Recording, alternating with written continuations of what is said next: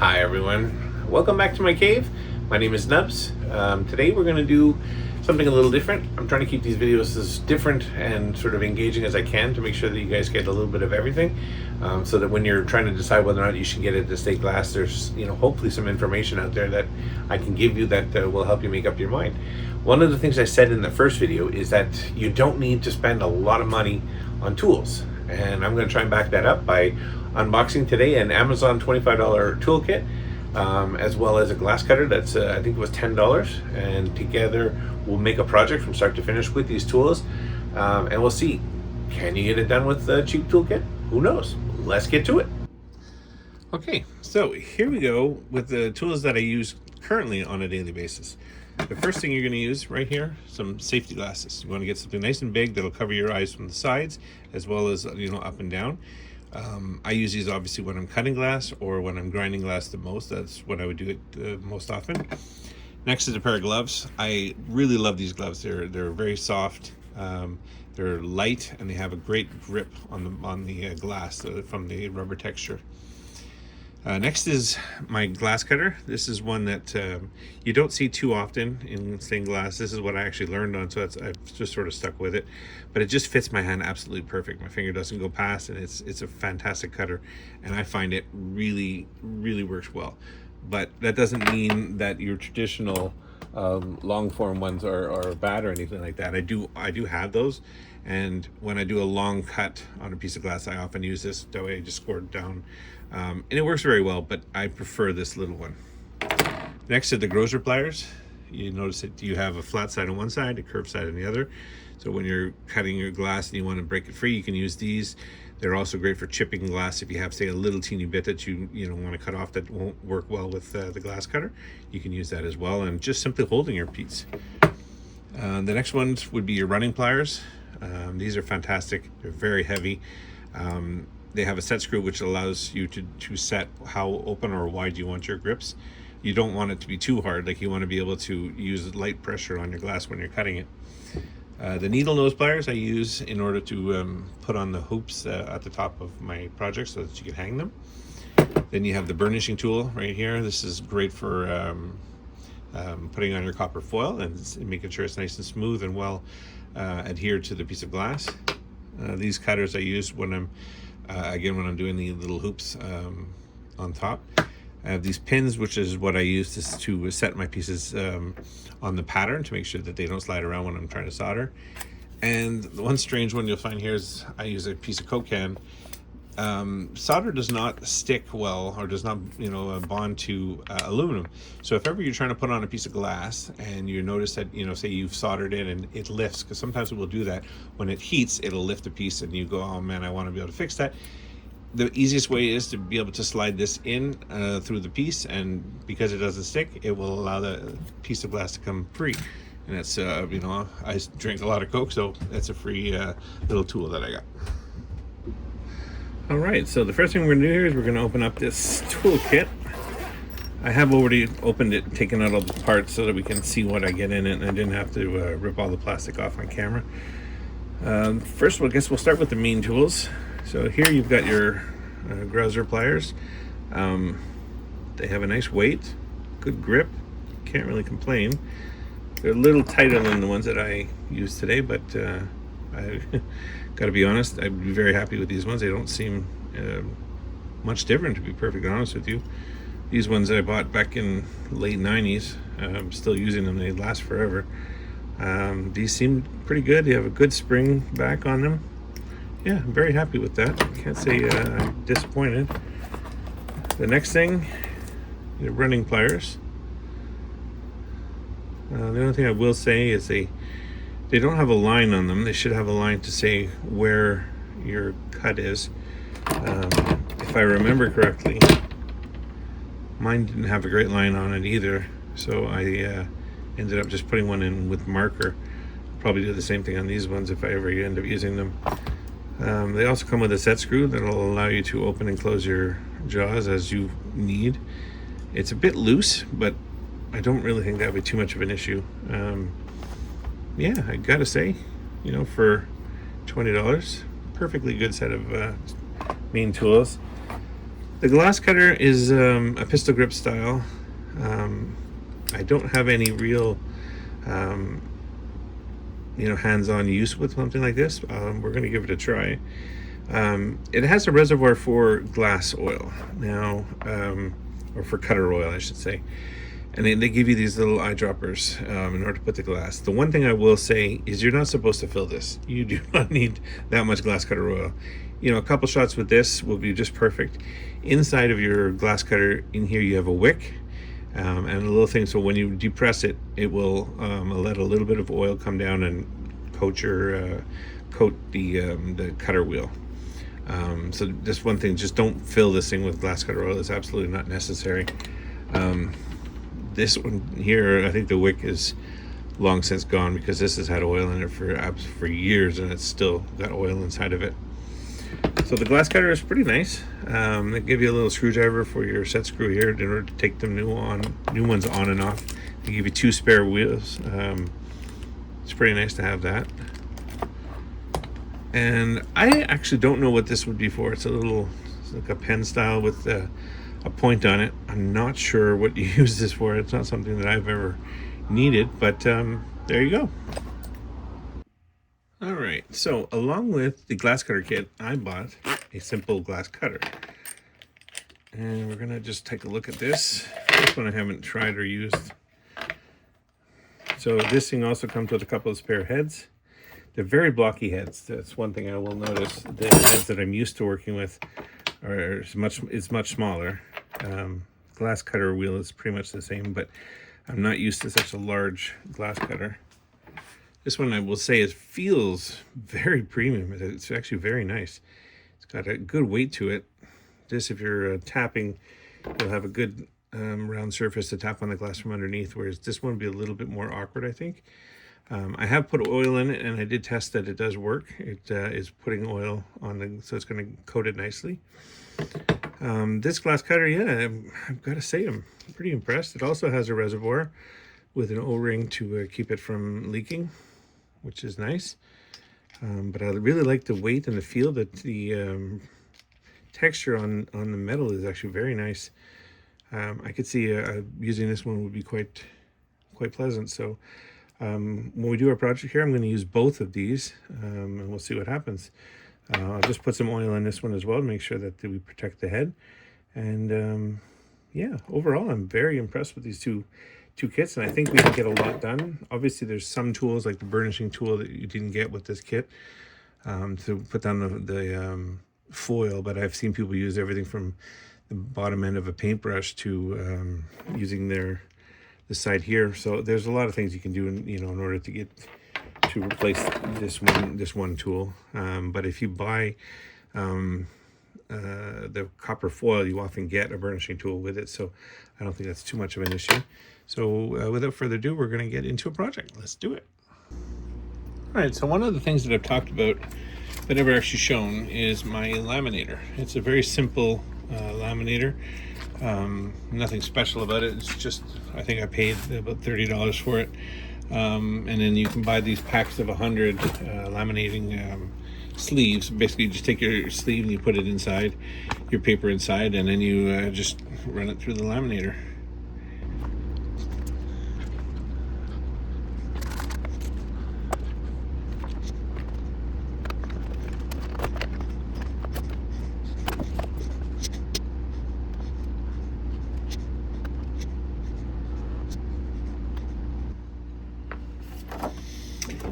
And there we go. The total time was about 3 minutes. The great thing about having the lamination is you can use one for your pattern where you keep it on the cork board, and put a few pins in there. That way when you're setting all your pieces, you're testing them, even if they're wet off the grinder, it won't start wrinkling up the paper that you're working on. And then for the other one, you're going to use it to cut out your pattern, and cut out all the pieces and put it onto your glass. And paper, when you're trying to, say if you have your fingers here and you're using your pen around here, the paper will lift and stuff. It makes it very difficult, but with a laminated piece, it goes really well. So that's why I like to have it laminated. And I guess at this time I can also introduce, you to the next project we're going to do. I don't know how to pronounce it. Axolotl. I'm not really sure, but they're absolutely adorable, and my niece loves these. So I'm going to try once again to use some of the unboxed Amazon stained glass and make this pattern. The plan is to use this pink glass for the body, and then I'll use this red glass for the little pieces that stick out here up at the top. And I think it should be absolutely perfect, and it'll look really nice in the window when she comes to visit. So that's what I have.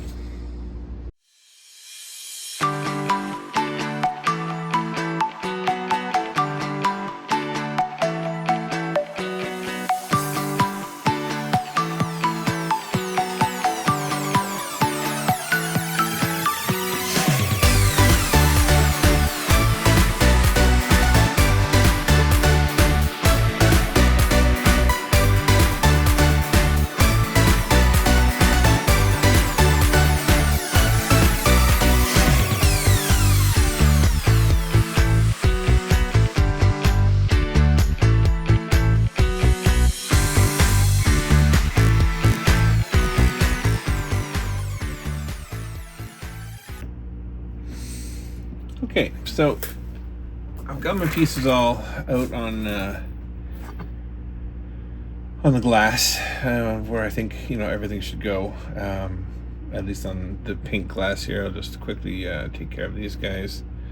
The nice thing with the red glass is I don't have a lot of pieces to cut out, but it is going to be a bit of a challenge on the pink glass.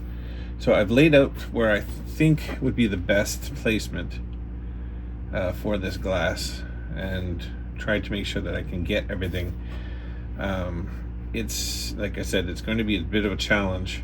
You do have to, again, as I've mentioned in many different videos, you have to look at the striations. The glass in this one here, it all runs horizontal here. So I don't want to have some pieces going all over the place. Things like the arms, I can play a lot more with those and get those into wherever I want, because that makes sense that they would be moving. But the body itself, you want it to flow, or at least I would like it to flow nicely. The red won't really matter. They're such small pieces that no matter what you're doing, you're really not going to see too much. But I am still going to take that into account, and I'm going to try and cut it like that. So without further ado, let's get into it. All right, so we got our parts all mocked up and ready on the glass. I made an absolute mess with the paint pen here with the silver, but I think it'll work just fine. When it comes to this pink glass, we're literally using every square inch of it. So what I've tried to do is make it so that at least it's still cuttable. So I should be able to cut a line right here, take off all of these pieces, and these ones can then easily be cut on their own. It'll be the same thing here. I can cut this circle out, and that'll include this piece here, and I can cut down here. So I think we'll have just enough glass as long as everything goes well. It's a bit of an unknown since I'll be using tools that I've never tried before, but I think I'll do a test on this red glass where we have a lot of extra, and hopefully we'll end up with a nice project in the end. I am going to use both different cutters in this one. I'm going to use the metal one and the pistol grip and see which one I like the best. They actually have the exact same head on them, so I'll end up with 4 separate heads that I can reuse. So there you go. We'll see what happens. So let's get into it. First thing I'm going to do is I'm just going to cut away the unnecessary part of glass and see how this cutter works. And then since this is a big piece, we're going to use our running pliers just to do a quick cut off. And you can see that the oil, I don't know if you can see it well on this glass, but it did leave some oil on the glass from the glass cutter, so that means it is oiling properly, which is great to see. And there you go, first cut done. And let's see, how many pieces we got? 16 it looks like total.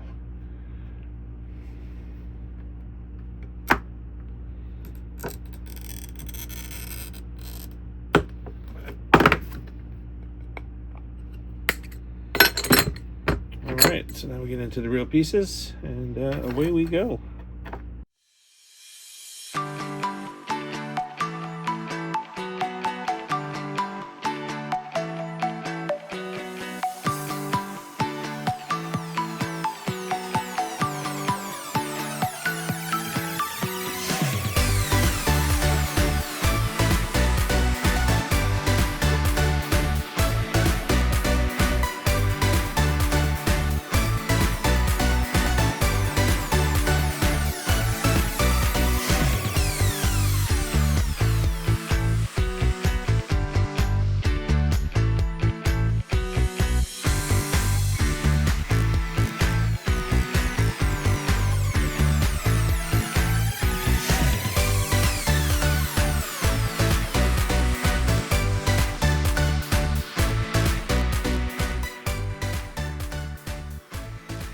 for this one, when I'm cutting and I'm trying to, there we go.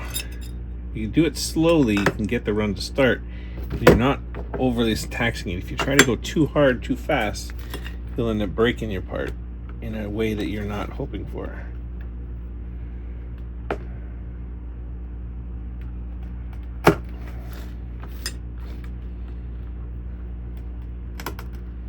My cuts are not going to be as precise as I might like and I might normally have, just simply because I don't have any extra room, so I kind of have to cut out in a way that I wouldn't normally. Normally I'd leave myself more glass. It is going to make me have to do some more grinding, but I gotta say these pliers have been quite good. I'm quite impressed with them. They're doing exactly what I need, and they're getting so that I don't have to do too much grinding. So all in all, I'm pretty happy with these. I really do like this glass cutter. It's working quite well. I had some issues with the pistol grip one. I'm just not a big fan of that one. Just in the way it cuts. It's an unnatural. How do you say that? Just an unnatural feeling in my hand. I know that a lot of people do like those pistol grip ones, and they say that they help you over the long term. Because people can get issues with this. You're always tight in your hand, so if you learn on that, I probably would say it's a good cutter. I mean, it cuts the same. It's literally got the same head as this glass cutter that I'm using right now, so there's nothing wrong with the cutter. I'm not a fan, but I do like this pencil one. So far it has just cut everything I've asked and done it in a way that I like. It's breaking and scoring the proper way, so that's great.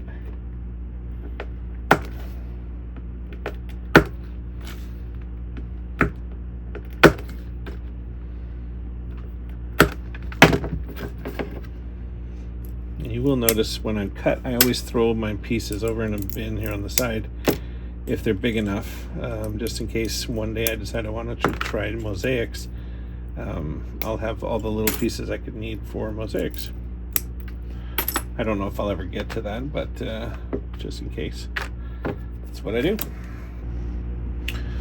Okay, so here we go. It's all cut out.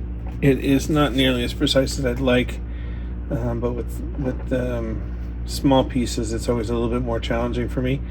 And not to mention the fact that I had to cut it out of that little piece of glass and not miss anything. So I actually made a mistake here on the number 14, and it split. Well, I didn't make a mistake, but it didn't cut the way I would like, and it split. So I just had to move all the pieces around from that was remaining, and I think we're going to have just enough to cover everything. So next up will obviously be grinding, and we'll get to it.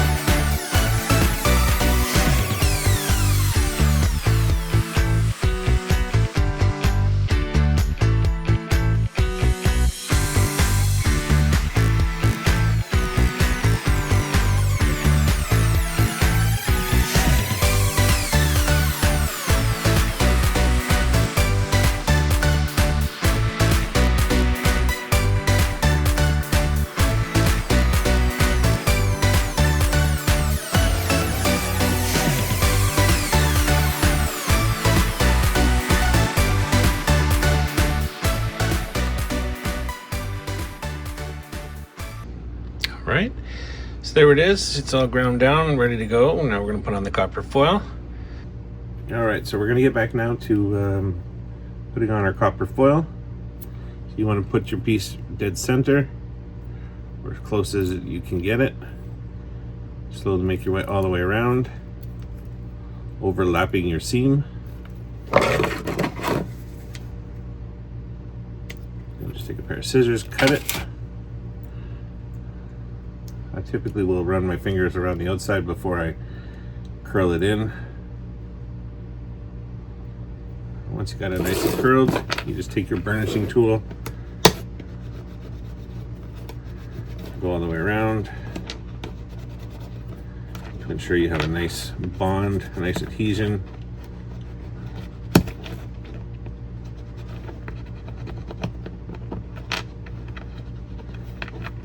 These pieces are going to be extra important to ensure that you've got a good adhesion, because they're tiny little pieces that stick out from the head, and the only place that's going to hold on to is right here, and then the rest just floats in the air. So if you don't have a good bond there, your piece could literally fall right off of your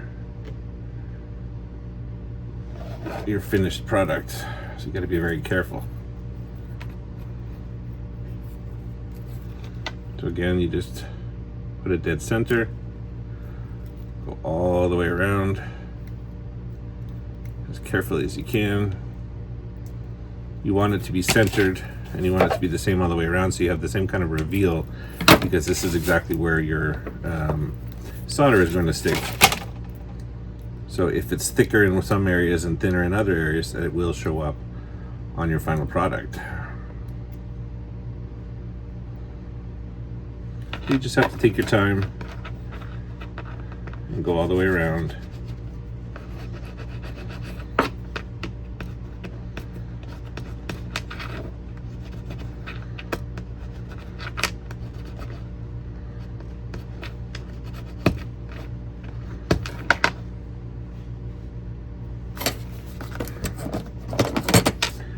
And if you look carefully here, I actually have a little outcropping. I'm not sure if it'll show up on camera, but right here it's thicker in one spot, so I'm just going to take this X-Acto and cut it back so that it's even, again, just so that it looks proper in the end, that your piece doesn't show a thicker spot on one part than another part, because it will be quite obvious when you look at it. Do I think most people would notice? Probably not. But since I'm building it, I want to make sure that it looks right.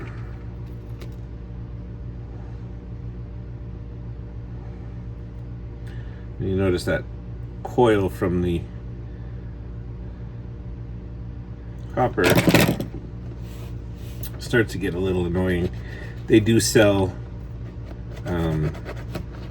things that allow you to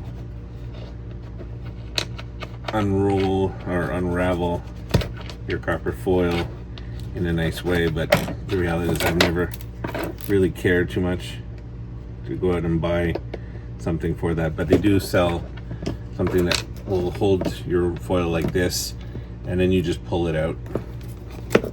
But again, I've never really felt the need to have that. I believe I may have purchased one at some point, and my actual stand that I keep on my desk where all my tools are even has one built in, but then I'd have to move my tools every time to use it, and then that just doesn't seem like it's a time saver to me.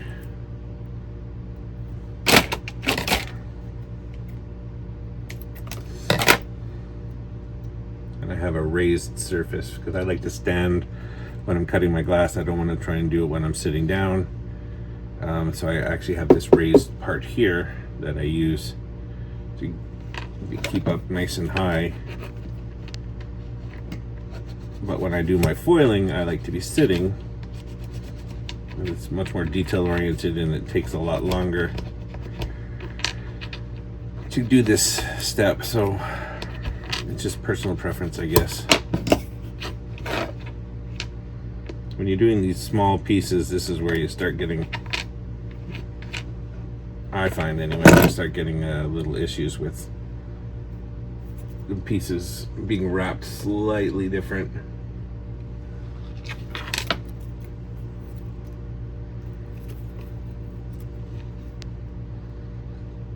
So I'll just take my time, use a knife, and fix it. Only takes a few seconds, might as well do it.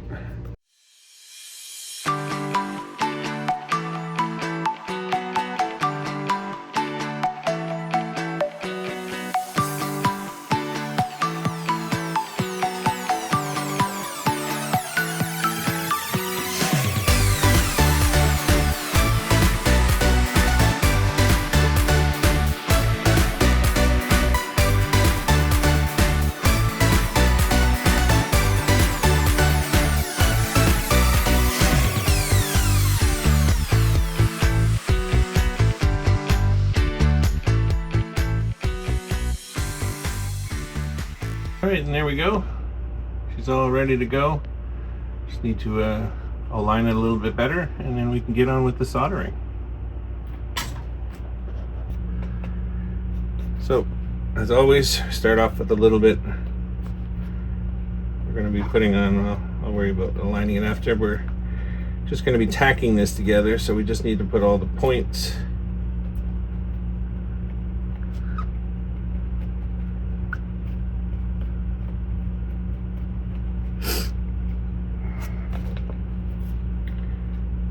I've made myself quite the mess here. I think with this one, with so many little pieces, what we're gonna do is we'll start with the head, tack all of that together, and then I'll move and arrange the body by itself after.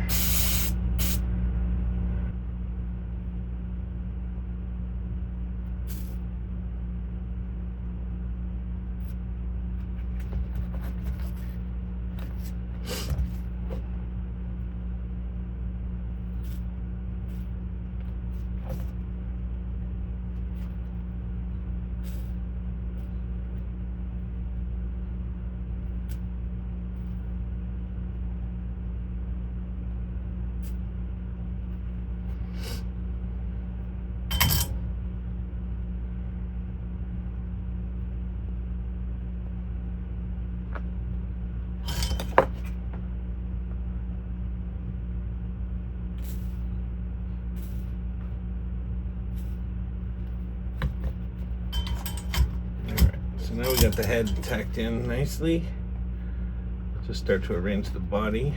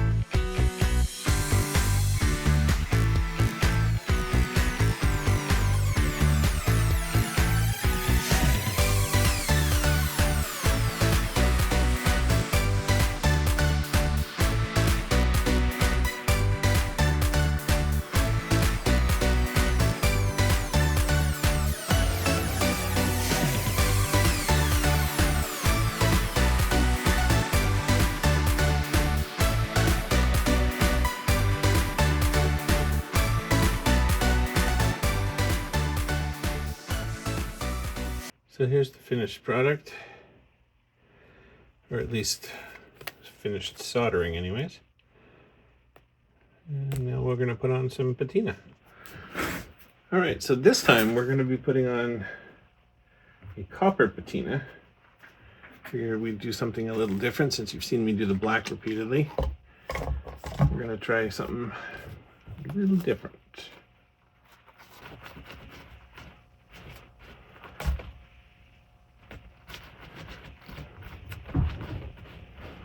We shall see as we go along. There we go, it's starting to work.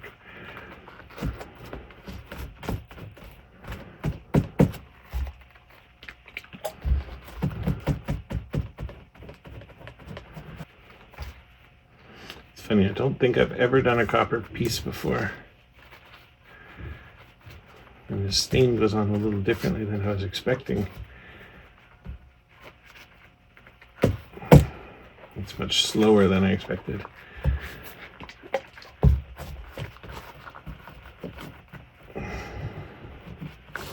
When you put the black stain on it, it shows up instantaneously, but this one seems to take a little bit longer.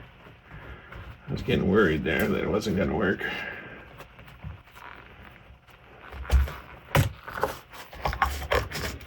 This bottle of stain is actually quite old too. You can tell by the price it's $2.75, whereas today it should be around $15, $16 for the same bottle. Sad but true. And all of a sudden I'm thinking about it. I have forgotten once again to put a hoop on my project. So we're gonna have to scramble and do that real quick. You know, I don't like to settle. And that's what I was doing there. Settling for something I wasn't going to be perfectly happy with. I'm using the wrong sized hoop, so I'm going to do it properly. Get it the way that I actually like it.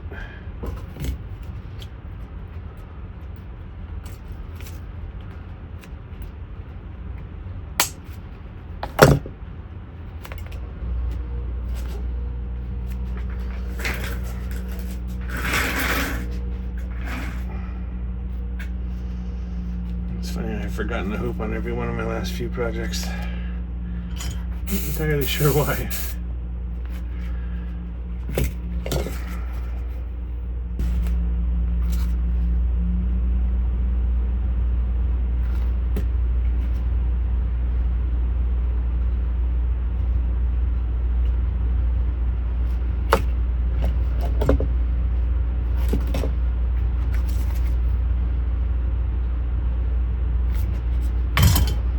Go.